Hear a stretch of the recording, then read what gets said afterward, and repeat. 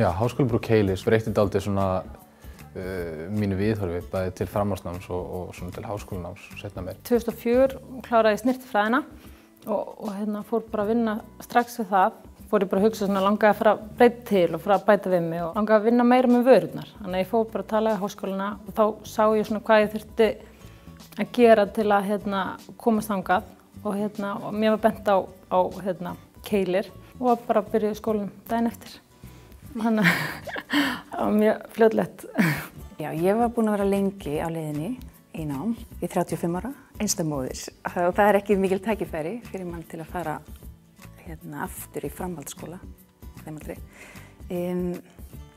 Og þetta námið hefur opnað fyrir mér einhvern veginn fyrir möguleikann á að fara í háskólanám. Mér var alltaf langað en hélt bara að það var eitthvað sem ég hefði ekki kost á að gera. Ég bý í Reykjavík og það var svona eini ókosturinn sem ég sá þegar ég sótti námi að þetta væri hér á Ásbrú. En þau bjóða náttúrulega upp á rútukortin og rútuferðirnar eru rosalega þægilegar og komst ég að bara fljótlega eftir að ég byrjaði í náminu. Það er ótrúlega gott að geta verið í 40 mínútur einhvers staðar í rútu á leiðinni í skólan því þá hefur maður tækifæri til að læra þar. Ég kem úr Grindavík og keyri 20 mínútur cirka og það er bara enga stund að líða og þetta er allt voðalega þægilegt og heimilislegt. Svona, þú vilt alveg vera hérna, þú vilt læra hérna. Ég bý hérna á Ásbrú að spara mér að geta gengið í skólan og flutti bara hingað til að taka þetta ár. Og það er grunnskóli hérna á svæðinu, drengurinn minn er þar. Speklukennsla virkar sem sé þannig að fyrirlestrar eru settir inn á netið. Maður undirbýr sig fyrir tíman og svo fer í rauninni það sem væri heimanám annars fer fram í tímum, í verkefnatímum. Og þá getur maður komið með spurningar, nálgast kennarann og hefur hann mikla aðgang að kennaranum og spurt út í það sem maður í vafa með. Þessi speklakennsla eins og það er kallað, hún er ótrúlega góð og sérstaklega fyrir fólk kannski sem hefur ekki verið í skóla lengi að þú ert alltaf með allt fyrir fram að þig.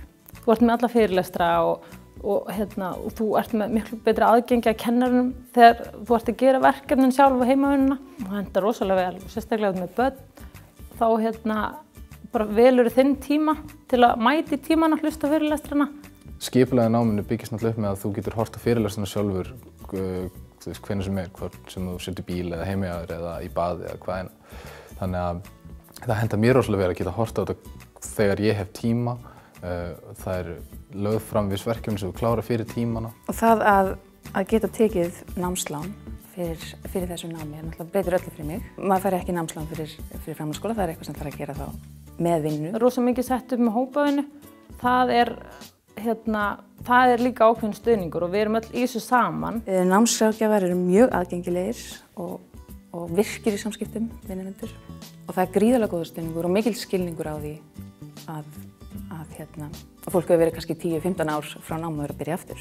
Maður upplifir ekki einhverja stöðnun. Það er alltaf tækifæri til þess að koma hlutunum af og maður finnir fyrir að það er hlustað. Það er mjög jákvætt.